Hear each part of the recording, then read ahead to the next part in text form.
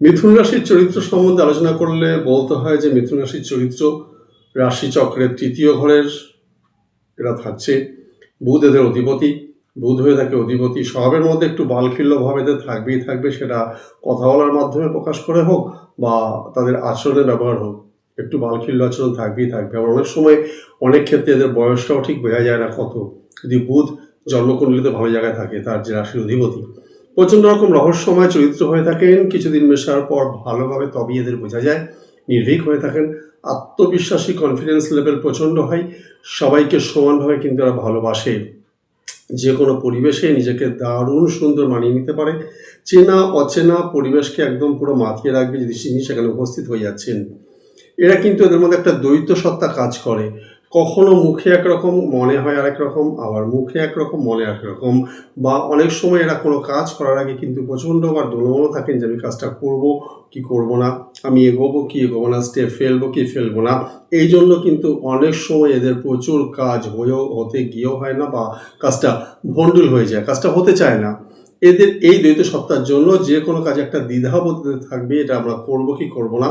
স্বভাবে কিন্তু মিথুন রাশির জাতক জাতিকারা অত্যন্ত মিষ্টিভাষী, কথাতে বাজিমাত করে দেবে, কথাতে বাজিগার এরা এক একজন। অত্যন্ত দারুণ সুন্দর কথা বলতে পারে। যে সমস্ত পাবলিক রিলেশনস কাজ যেগুলো থাকে সেইখানে, বা বিশেষ করে সেলসম্যানশিপের কাজ আছে, রিসেপশনের কাজ আছে, এরা মিথুন রাশির জাতক জাতিকা সেখানে কিন্তু 1 নম্বর।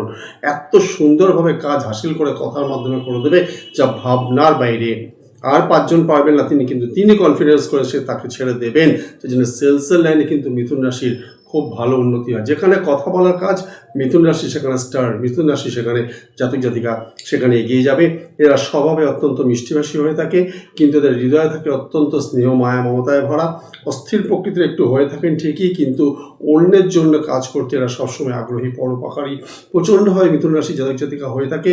আপনার প্রয়োজনে আপনি ডাকলেই কিন্তু তিনি আপনার সামনে হাজির। এই হচ্ছে মিথুন রাশির চরিত্র।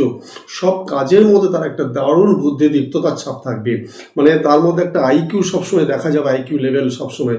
অনেক কিছু তার জ্ঞান না থাকলেও একটা ভাষা আইডিয়া সব বিষয়ের ব্যাপারে কিন্তু এদের মধ্যে এটা দেখা যায়।